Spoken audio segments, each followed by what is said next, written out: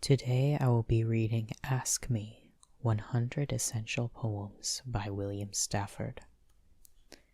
It begins with a preface. Preface.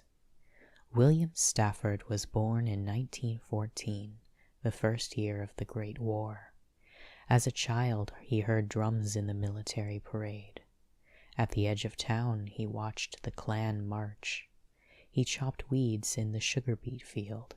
He worked in an oil refinery. His paper route sustained the family for a time. And when he started writing during World War II, in a camp for conscientious objectors, he wrote about trees, and evening, and quiet at the margins. He wrote about the citizens of Dresden. He was spared the need to hate. Something deeper was at stake. A hungry reader of philosophy, his lifelong companions were Nietzsche, Kierkegaard, Pascal, and Wittgenstein. But so were the thousands who sent him their poems and received an immediate reply. "Let's talk recklessly," he would say. He wrote rituals, notes, lists, gestures, letters, poems, and invited others into those spaces. "I must be willingly fallible," he wrote, "to deserve a place in the realm where miracles happen." At a reading, he would hold up his left hand, starting into a poem. "This is the hand I dipped in the Missouri." Or if he found himself in another country, he would name the local river. In the poem that gives this book its title, he wrote, "What the river says, that is what I say." He read these poems in Iran under the Shah, in Poland, Egypt, Pakistan, India, Nepal. With his habit of writing every day before dawn, he composed 20,000 poems. Of these, 4,000 were published in magazines. He had a cardboard box in his office labeled Abandoned Poems. When I reached in a few days after my father died to take one at random, it was startling, imperfect, exploratory. I remembered his claim, "I would trade everything I have ever written for the next thing." He traveled for poetry, sometimes 30 readings in 30 days. He was an ambassador for the possibility of peace through poetry. The calendar was black with engagements. At a reading, following one of his deft, quiet offerings, a listener helplessly spoke aloud, "I could have written that." And William Stafford, looking kindly at the speaker, replied, "But you didn't." A beat of silence. "But you could write your own." You could write your own. What a democratic idea. Each of us could write our own poem, our own proposal for peace, our own aphoristic meditation at the unnational monument, our own consolation, manifesto, blessing. "The field of writing will never be crowded," he told me once, "not because people can't write, but they don't think they can." His life as teacher and witness and corresponding friend advocated the pen in hand, the moving pen, your own way of looking at things. 100 years after his birth, from the 50 books he published in his lifetime and the dozen published since, Ask Me offers these 100 essential poems of William Stafford, from the indelible scene described in Traveling Through the Dark, to the challenging questions presented in you reading this. Be ready. This book will help us all be ready. The greatest ownership of all, he said, is to look around and understand. For us, poem by poem, he looked at the world, and the world was mysterious, dark, enticing. Kim Stafford.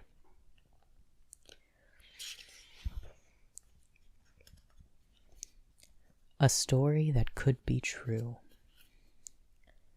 If you were exchanged in the cradle and your real mother died without ever telling the story, then no one knows your name, and somewhere in the world your father is lost and needs you, but you are far away.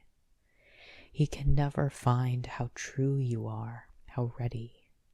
When the great wind comes and the robberies of the rain, you stand on the corner shivering.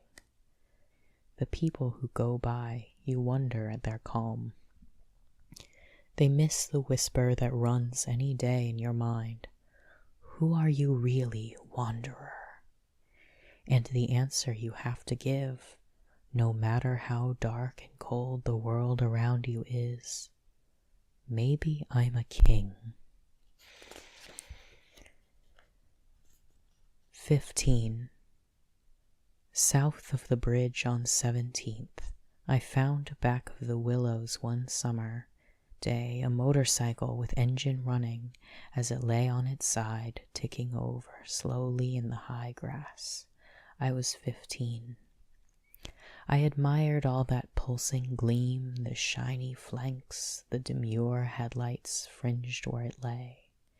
I led it gently to the road and stood with that companion, ready and friendly. I was 15. We could find the end of a road, meet the sky on out 17th. I thought about hills, and patting the handle got back a confident opinion. On the bridge we indulged a forward feeling, a tremble. I was 15. Thinking, back farther in the grass I found the owner, just coming to where he had flipped over the rail. He had blood on his hand, was pale. I helped him walk to his machine. He ran his hand over it, called me good man, roared away. I stood there, 15. Vocation. This dream the world is having about itself includes a trace on the plains of the Oregon Trail, a groove in the grass my father showed us all one day while meadowlarks were trying to tell us something better about to happen. I dreamed the trace to the mountains, over the hills, and there a girl who belonged wherever she was. But then my mother called us back to the car. She was afraid. She always blamed the place, the time, anything my father planned. Now both of my parents, the long line through the plain, the meadowlarks, the sky, the world's whole dream remain, and I hear him say while I stand between the two, helpless, both of them part of me, your job is to find what the world is trying to be. Ask me. Sometime when the river is ice, ask me mistakes I have made. Ask me whether what I have done is my life. Others have come in their slow way into my thought, and some have tried to help or to hurt. Ask me what difference their strongest love or hate has made. I will listen to what you say. You and I can turn and look at the silent river and wait. We know the current is there, hidden, and there are comings and goings from miles away that hold the stillness exactly before us. What the river says, that is what I say. The way it is. There's a thread you follow. It goes among things that change, but it doesn't change. People wonder about what you are pursuing. You have to explain about the thread, but it is hard for others to see. While you hold it, you can't get lost. Tragedies happen. People get hurt or die, and you suffer and get old. Nothing you do can stop time's unfolding. You don't ever let go of the thread. A message from the wanderer. Today outside your prison I stand and rattle my walking stick. Prisoners, listen, you have relatives outside. and there are thousands of ways to escape. Years ago I bent my skill to keep my cell locked, had chains smuggled to me in pies, and shouted my plans to jailers. But always new plans occurred to me, or the new heavy locks bent hinges off, or some stupid jailer would forget and leave the keys. Inside I dreamed of constellations, those feeding creatures outlined by stars, their skeletons a darkness between jewels, heroes that exist only where they are not. Thus freedom always came nibbling at my thought, just as often in light on the open hills you can pass an antelope and not know and look back, and then, even before you see, there is something wrong about the grass, and then you see. That's the way everything in the world is waiting. Now, these few more words and then I'm gone. Tell everyone just to remember their names and remind others later when we find each other. Tell the little ones to cry and then go to sleep, curled up where they can. And if any of us get lost, if any of us cannot come all the way, remember, there will come a time when all we have said and all we have hoped will be all right. There will be that form in the grass. Traveling through the dark. Traveling through the dark, I found a deer dead on the edge of the Wilson River Road. It is usually best to roll them into the canyon. That road is narrow. To swerve might make more dead. By glow of the tail light, I stumbled back of the car and stood by the heap. A doe, a recent killing, had stiffened already, almost cold. I dragged her off. She was large in the belly. My fingers touching her side brought me the reason. Her side was warm. Her fawn lay there waiting, alive, still, never to be born. Beside that mountain road I hesitated.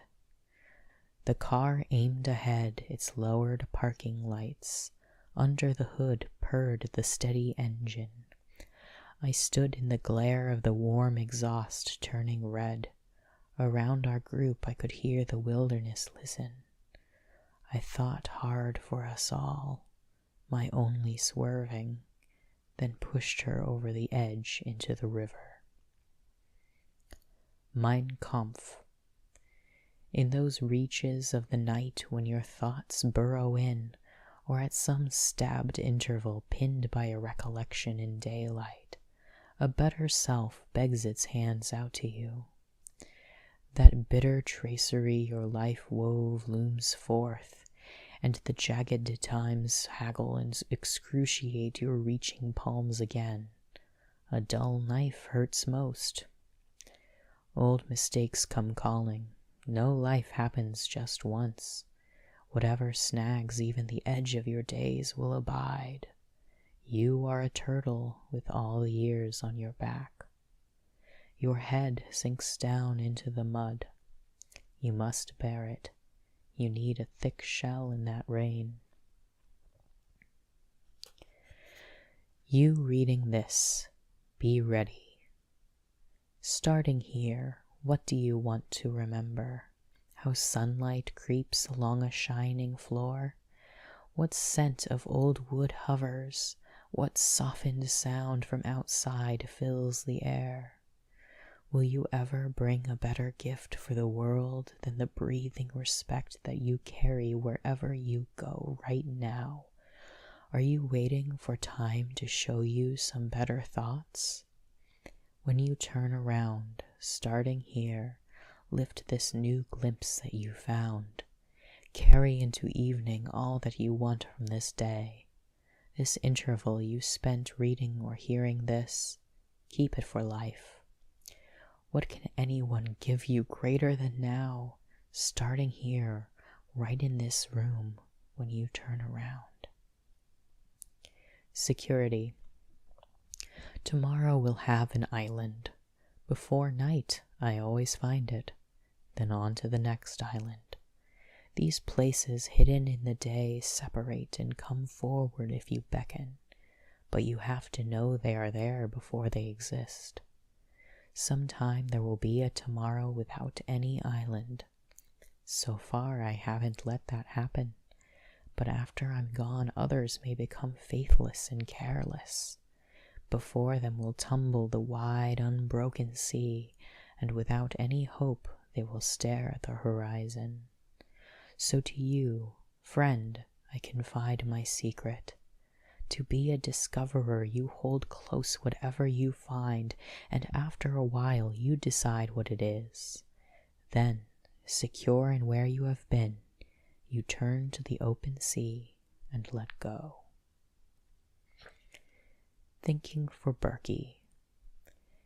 In the late night listening from bed, I have joined the ambulance or the patrol screaming towards some drama, the kind of end that Berky must have some day if she isn't dead. The wildest of all, her father and mother cruel, farming out there beyond the old stone quarry where high school lovers parked their lurching cars. Berky learned to love in that dark school. Early her face was turned away from home toward any hard-working place, but still her soul, with terrible things to do, was alive, looking out for the rescue that surely some day would have to come. Windiest nights, Berky, I have thought for you, and no matter how lucky I've been, I've touched wood. There are things not solved in our town, though tomorrow came. There are things time passing can never make come true. We live in an occupied country, misunderstood. Justice will take us millions of intricate moves. Sirens will hunt down Berky, you survivors in your beds, listening through the night, so far and good. Why I am happy. Now has come an easy time. I let it roll. There is a lake somewhere, so blue and far nobody owns it. A wind comes by and a willow listens gracefully. I hear all this every summer. I laugh and cry for every turn of the world. Its terribly cold, innocent spin. That lake stays blue and free. It goes on, and I know where it is. A ritual to read to each other. If you don't know the kind of person I am, and I don't know the kind of person you are, a pattern that others may prevail in the world, and following the wrong God home we may miss our star. For there is many a small betrayal in the mind, a shrug that lets the fragile sequence break, sending with shouts the horrible errors of childhood, storming out to play through the broken dike. And as elephants parade holding each elephant's tail, but if one wanders the circus won't find the park, I call it cruel, and maybe the root of all cruelty, to know what occurs but not recognize the fact. And so I appeal to a voice, to something shadowy, a remote important region in all who talk.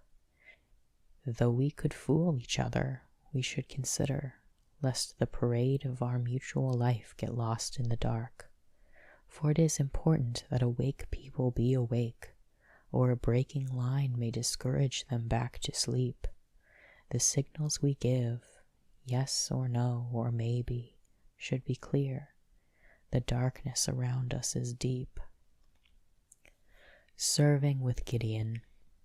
Now I remember, in our town the druggist prescribed Coca-Cola mostly, in tapered glasses to us, and to the elevator man in a paper cup, so he could drink it elsewhere because he was black. And now I remember the Legion, gambling in the back room, and no women but girls, old boys who ran the town. They were generous to their sons or the sons of friends, and of course I was almost one. I remember winter light closing its great blue fist slowly eastward along the street, and the dark then, deep as war, arched over a radio show called the 30s in the great old USA. Look down, stars. I was almost one of the boys. My mother was folding her handkerchief. The library seethed and sparked. Right and wrong arced, and carefully I walked with my cup toward the elevator man. Easter morning. Maybe someone comes to the door and says, "Repent," and you say, "Come on in," and it's Jesus. That's when all you ever did or said or even thought suddenly wakes up again and sings out, "I'm still here," and you know it's true. You just shiver alive and are left standing there, suddenly brought to account, saved. Except maybe that someone says, "I've got a deal for you," and you listen because that's how you're trained. They told you always hear both sides. So then the slick voice can sell you anything, even hell, which is what you're getting by listening. Well, what should you do? I'd say always go to the door, yes, but keep the screen locked. Then, while you hold the Bible in one hand, lean forward and say carefully, "Jesus?" Assurance. You will never be alone. You hear so deep a sound when autumn comes. Yellow pulls across the hills and thrums, or the silence after lightning before it says its names. And then the clouds' wide-mouthed apologies. You were aimed from birth. You will never be alone. Rain will come, a gutter filled, an Amazon, long aisles. You never heard so deep a sound. Moss on rock and years. You turn your head. That's what the silence meant. You're not alone. The whole wide world pours down.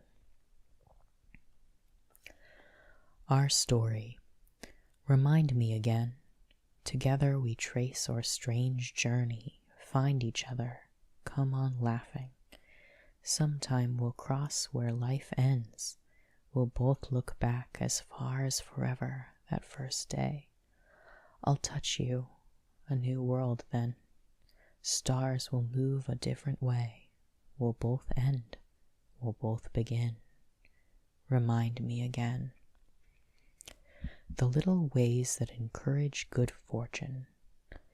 Wisdom is having things right in your life and knowing why. If you do not have things right in your life, you will be overwhelmed. You may be heroic, but you will not be wise. If you have things right in your life but do not know why, you are just lucky, and you will not move in the little ways that encourage good fortune. The saddest are those not right in their lives who are acting to make things right for others. They act only from the self, and that self will never be right. No luck, no help, no wisdom. A gesture toward an unfound renaissance. There was the slow girl in art class, less able to stay where our lessons led.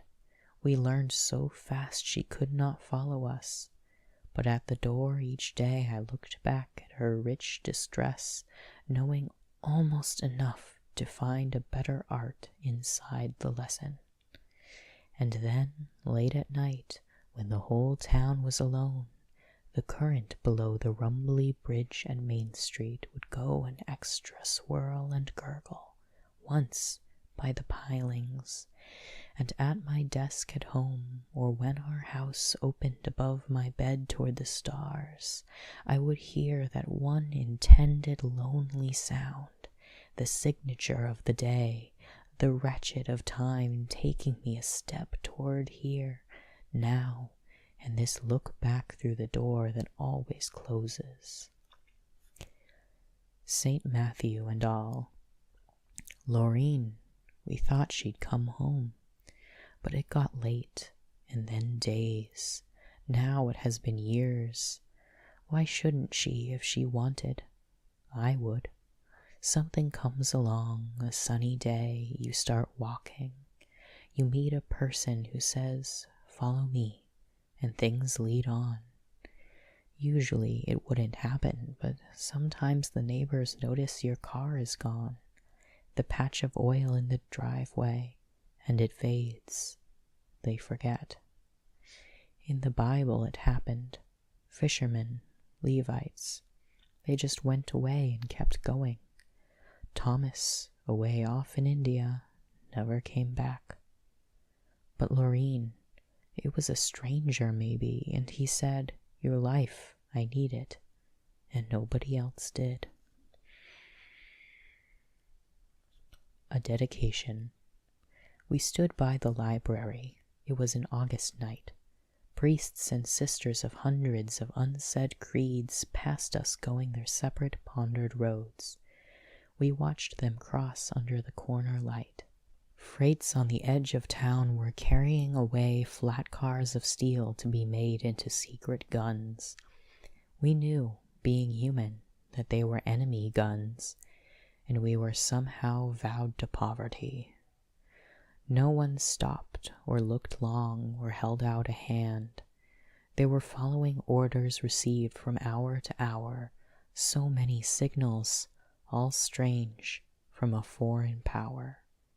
"But tomorrow," you whispered, "peace may flow over the land." At that corner in a flash of lightning we two stood. That glimpse we had will stare through the dark forever. On the poorest roads we would be walkers and beggars towards some deathless meeting involving a crust of bread. Learning. A piccolo played, then a drum. Feet began to come, a part of the music. Here came a horse, clippity-clop, away. My mother said, "Don't run. The army is after someone other than us. If you stay, you'll learn our enemy." Then he came, the speaker. He stood in the square. He told us who to hate. I watched my mother's face. "It's quiet." "That's him," she said. Objector. In line at lunch, I cross my fork and spoon to ward off complicity, the ordered life our leaders have offered us. Thin as a knife, our chance to live depends on such a sign, while others talk, and the Pentagon from the moon is bouncing exact commands. Forget your faith. Be ready for whatever it takes to win. We face annihilation unless all citizens get in line. I bow and cross my fork and spoon. Somewhere other citizens more fearfully bow in a place terrorized by their kind of oppressive state. Our signs both mean, you hostages over there will never be slaughtered by my act. Our vows cross, never to kill and call it fate. At the unnational monument along the Canadian border. This is the field where the battle did not happen, where the unknown soldier did not die. This is the field where grass joined hands, where no monument stands, and the only heroic thing is the sky. Birds fly here without any sound, unfolding their wings across the open. No people killed or were killed on this ground hallowed by neglect and an air so tame that people celebrate it by forgetting its name. For the unknown enemy. This monument is for the unknown good in our enemies. Like a picture, their life began to appear. They gathered at home in the evening and sang. Above their fields they saw a new sky. A holiday came and they carried the baby to the park for a party. Sunlight surrounded them. Here we glimpse what our minds long turned away from. The great mutual blindness darkened that sunlight in the park, and that sky was new, and the holidays. This monument says that one afternoon we stood here letting a part of our minds escape. They came back, but different. Enemy, one day we glimpsed your life. This monument is for you. At the bomb testing site. At noon in the desert, a panting lizard waited for history, its elbows tense, watching the curve of a particular road as if something might happen. It was looking at something farther off than people could see, an important scene acted in stone for little selves at the flute end of consequences. There was just a continent without much on it, under a sky that never cared less. Ready for a change, the elbows waited, the hands gripped hard on the desert. These mornings, watch our smoke curdle up out of the chimney into the canyon channel of air. The wind shakes it free over the trees and hurries it into nothing. Today there is more smoke in the world than ever before. There are more cities going into the sky helplessly than ever before. The cities today are going away into the sky, and what is left is going into the earth. This is what happens when a city is bombed. Part of that city goes away into the sky, and part of that city goes into the earth. And that is what happens to the people when a city is bombed. Part of them goes away into the sky, and part of them goes into the earth. And what is left for us between the sky and the earth is a scar. Distractions. Think about the gypsies. Like smoke in the evening, they cross a border. They don't believe in it. And they say if God doesn't care, nobody cares. In the morning, their wagons are gone, carrying their stories away. They like the sound of a wheel and having given up owning a place. They roll beyond old newspapers and broken glass and start a new campfire. Sometimes, going up a steep hill, they get off and walk forward and whisper the oldest secret in the world into the ears of their horses. Watching the jet planes dive. We must go back and find a trail on the ground, back of the forest and mountain on the slow land.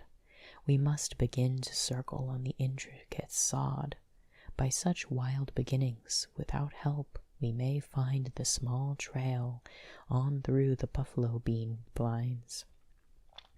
We must go back with noses in the palms of our hands and climb over the map in far places, everywhere, and lie down whenever there is doubt and sleep there. If roads are unconnected, we must make a path, no matter how far it is or how lowly we arrive. We must find something forgotten by everyone alive and make some fabulous gesture when the sun goes down, as they do by custom in little Mexico towns, where they crawl for some ritual up a rocky steep. The jet planes dive. We must travel on our knees. Poetry. Its doors open near. It's a shrine by the road. It's a flower in the parking lot of the Pentagon. It says, look around, listen, feel the air. It interrupts international telephone lines with a tune. When traffic lines jam, it gets out and dances on the bridge. If great people get distracted by fame, they forget this essential kind of breathing, and they die inside their golden shell. When caravans cross deserts, it is the secret treasure hidden under the jewels. Sometimes commanders take us over, and they try to impose their whole universe. how to succeed by daily calculation. I can't eat that bread. The Star in the Hills. A star hit in the hills behind our house, up where the grass turns brown, touching the sky. Meteors have hit the world before, but this was near, and since TV, few say, but many felt the shock. The state of California owns that land, and out from shore 3 miles, and any stars that come will be roped off and viewed on weekdays 8 to 5. A guard who took the oath of loyalty and denied any police record told me this: if you don't have a police record yet, you could take the oath and get a job if California should be hit by another star.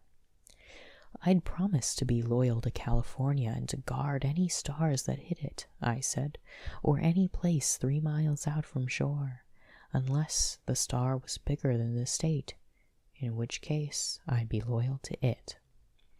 But he said no exceptions were allowed, and he leaned against the state-owned meteor so calm and puffed a cork-tip cigarette that I looked down and traced with my foot in the dust and thought again and said, okay, any star. Peace Walk. We wondered what our walk should mean, taking that unmarch quietly. The sun stared at our signs. Thou shalt not kill. Men by a tavern said, those foreigners, to a woman with a fur who turned away, like an elevator going down, there look at us. Along a curb, their signs lined across, a picket line stopped and stared the whole width of the street at ours. Unfair. Above our heads the sound truck blared. By the park, under the autumn trees, it said that love could fill the atmosphere. Occur, slow the other fallout, unseen, on islands everywhere. Fallout, falling unheard. We held our poster up to shade our eyes. At the end we just walked away.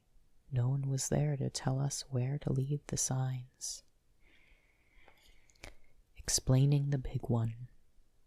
Remember that leader with the funny mustache? Liked flags and marching, gave loyalty a bad name, didn't drink, they said, but liked music and was jolly sometimes.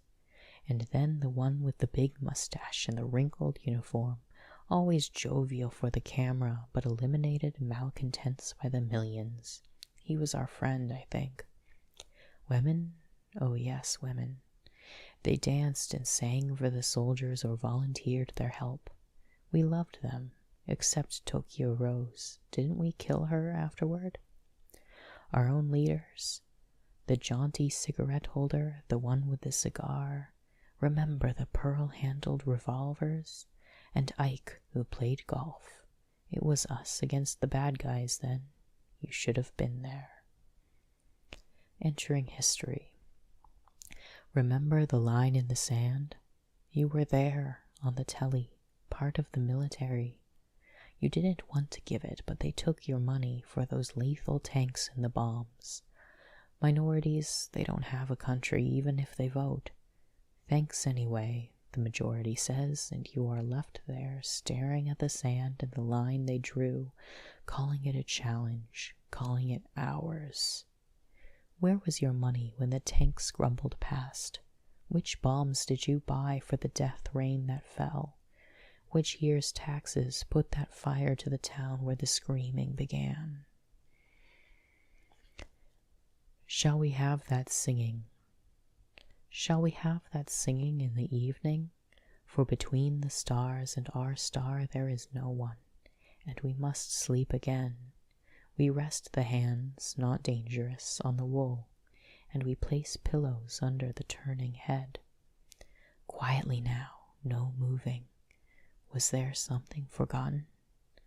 The losing one neglects and calls it winning. Help each other, have that singing in the evening. In the night desert. The Apache word for love twists, then numbs the tongue. uttered once clear, said never that word again. Cousin you call, or sister, and one more word that spins in the dust, a talk flake chipped like obsidian. The girl who hears this flake and follows you into the dark turns at a touch, the night desert forever at her back. The concealment, Ishi, the last wild Indian. A rock, a leaf, mud, even the grass. Ishi, the shadow man, had to put back where it was. In order to live, he had to hide that he did. His deep canyon he kept unmarked for the world, and only his face became lined, because no one saw it, and it therefore didn't make any difference. If he appeared, he died, and he was the last. Erased footprints, berries that purify the breath, rituals before dawn with water. Even the dogs roamed a land unspoiled by Ishi, who used to own it, with his aunt and uncle, whose old limbs bound in willow bark finally stopped and were hidden under the rocks in sweet leaves. We ought to help change that kind of premature suicide, the existence gradually modeled away till the heartbeat blends and the messages all go one way from the world and disappear inward. Ishi lived. It was all right for him to make a track. In California now, where his opposites unmistakably dwell, we wander their streets, and sometimes whisper his name, Ishi. Bess. Ours are the streets where Bess first met her cancer.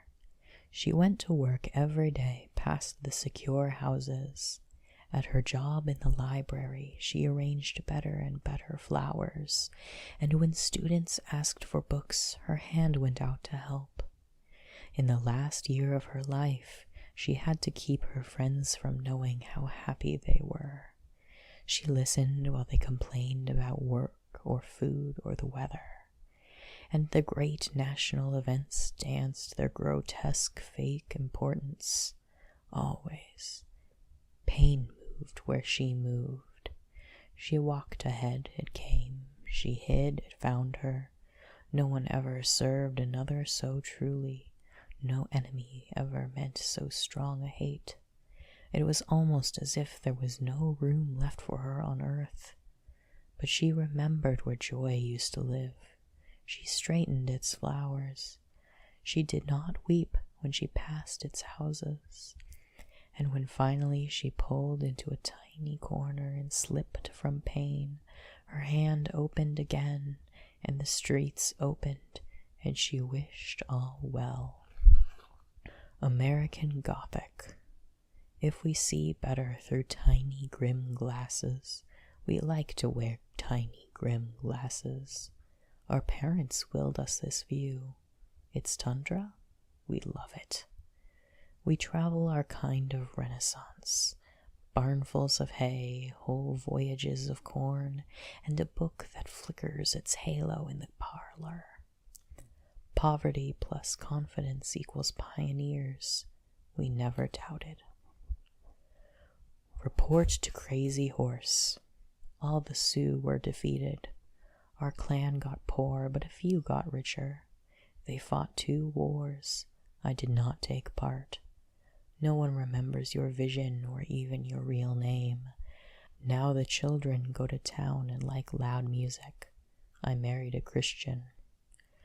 Crazy Horse, it is not fair to hide a new vision from you. In our schools, we are learning to take aim when we talk. And we have found out our enemies. They shift when words do. They even change and hide in every person. A teacher here says hurt or scorned people are places where real enemies hide. He says we should not hurt or scorn anyone, but help them. And I will tell you in a brave way, the way Crazy Horse talked, that teacher was right. I will tell you a strange thing. At the rodeo, close to the grandstand, I saw a farm lady scared by a blown piece of paper. And at that place, horses and policemen were no longer frightening, but suffering faces were, and the hunched-over backs of the old. Crazy horse, tell me if I am right. These are the things we thought we were doing something about. In your life you saw many strange things, and I will tell you another. Now I salute the white man's flag. But when I salute, I hold my hand alertly on the heartbeat, and remember all of us and how we depend on a steady pulse together. There are those who salute because they fear other flags or mean to use ours to chase them. I must not allow my part of saluting to mean this. All of our promises, our generous sayings to each other, our honorable intentions, those I affirm when I salute. At these times it is like shutting my eyes and joining a religious colony at prayer in the gray dawn in the deep aisles of a church. Now I have told you about new times. Yes, I know others will report different things. They have been caught by weak ways. I tell you straight the way it is now, and it is our way, the way we were trying to find. The chokeberries along our valley still bear bright fruit. There is good pottery clay north of here. I remember our old places. When I pass the mussel shell, I run my hand along those old grooves in the rock. For my young friends who are afraid, there is a country to cross you will find in the corner of your eye, in the quick slip of your foot, ere far down a snap that might have caught, and maybe for you, for me, a high passing voice that finds its way by being afraid. That country is there, for us, carried as it is crossed. What you fear will not go away. It will take you into yourself and bless you and keep you. That's the world, and we all live there. Listening. My father could hear a little animal step, or a moth in the dark against the screen, and every far sound called the listening out into places where the rest of us had never been. More spoke to him from the soft wild night than came to our porch for us on the wind. We would watch him look up, and his face go keen till the walls of the world flared, whitened. My father heard so much that we still stand inviting the quiet by turning the face, waiting for a time when something in the night will touch us too from that other place. Clash. The butcher knife was there on the table my father made. The hatchet was on the stair. I knew where it was. Hot wires burned in the wall, all the nails pointed in. At the sound of my mother's call, I knew it was the time. When she threatened, I hid in the yard. Policemen would come for me. It was dark. Waiting was hard. There was something I had to win. After my mother wept, I forgot where the hatchet was. There was a truce we kept. We both chose real things. If she taunted, I grew still. If she faltered, I lowered the knife. I did not have to kill. Time had made me stronger. I won before too late, and, adult before she died, I had traveled from love to hate and part way back again. Now all I have, my life, strange, comes partly from this. I thought about a knife when I learned that great word, choose. Our kind. Our mother knew our worth. Not much. To her, success was not being noticed at all. If we can stay out of jail, she said, God will be proud of us. Not worth a row of pins, she said, when she looked at the album. Grandpa, ridiculous. Her hearing was bad, and that was good. None of us ever says much. She sent us forth equipped for our kind of world, a world of our betters, and a nation so strong its greatest claim is no boast, its leaders telling us all, be proud. But over their shoulders, God and our mother signaling, ridiculous. Aunt Mabel.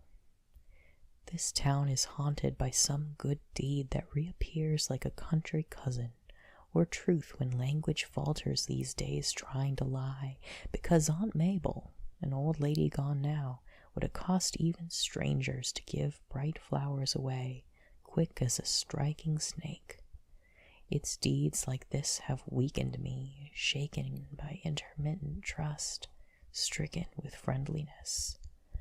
Our senator talked like war, and Aunt Mabel said he's a brilliant man, but we didn't elect him that much. Everyone's resolve weakens towards evening, or in a flash when a face melds, a stranger's even, reminded for an instant between menace and fear. There are Aunt Mabels all over the world, or their graves in the rain. At the grave of my brother, bomber pilot. Tantalized by wind, this flag that flies to mark your grave discourages those nearby graves, and all still marching this hillside chanting, heroes, thanks, goodbye. If a visitor may quiz a marble sentiment, was this tombstone quarried in that country where you slew thousands likewise honored of the enemy? Reluctant hero, drafted again each 4th of July, I'll bow and remember you. Who shall we follow next? Who shall we kill next time? A catechism. Who challenged my soldier mother? Nobody. Who kept my house for her and fended off the world? My father. Who suffered most from her oppressions? My sister. Who went out into the world to right its wrongs? My sister. Who became bitter when the world didn't listen? My sister. Who challenged my soldier sister? Nobody. Who grew up and saw all this and recorded it and kept wondering how to solve it but couldn't? Guess who? Circle of breath. The night my father died, the moon shone on the snow. I drove in from the west. Mother was at the door. All the light in the room extended like a shadow. Truant from knowing, I stood where the great dark fell. There was a time before, something we used to tell, how we parked the car in a storm and walked into a field to know how it was to be cut off, out in the dark alone. My father and I stood together while the storm went by. A windmill was there in the field, giving its little cry while we stood calm in ourselves, knowing we could go home. But I stood on the skull of the world the night he died, and knew that I leased a place to live with my white breath. Truant no more, I stepped forward and learned his death. A memorial. Son Brett. In the way you went, you were important. I do not know what you found. In the pattern of my life, you stand where you stood always, in the center. A hero, a puzzle, a man. What you might have told me, I will never know. The lips went still, the body cold. I am afraid in the circling stars, in the dark, and even at noon in the light. When I run, what am I running from? You turned once to tell me something, but then you glimpsed a shadow on my face and maybe thought, why tell what hurts? You carried it, my boy, so brave, so far. Now we have all the days, and the sun goes by the same. There is a faint, wandering trail I find sometimes, off through grass and sage. I stop and listen. Only summer again. Remember? The bees, the wind. A family turn. All her kamikaze friends admired my aunt.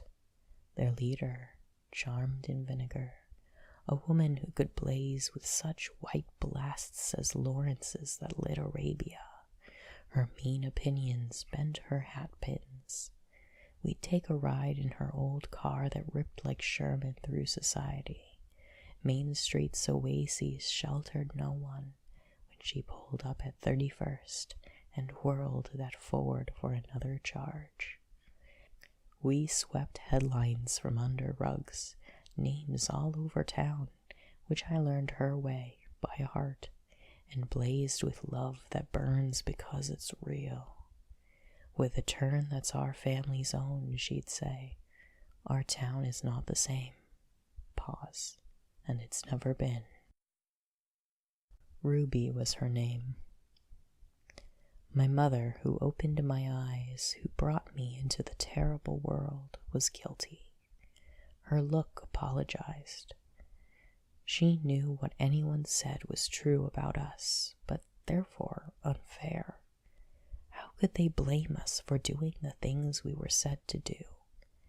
Never heroic, never a model for us or for anyone, she cowered and looked from the corner of her eye at 2, and it always meant we were with her. Alas, no one else could find the center of the world. She found the truth like a victim. It hit her again and again, and she always cried out. At the end, she turned to me, helplessly honest still. Oh, Bill, I'm afraid. And the whole of her life went back to her heart from me in a look for the look she gave.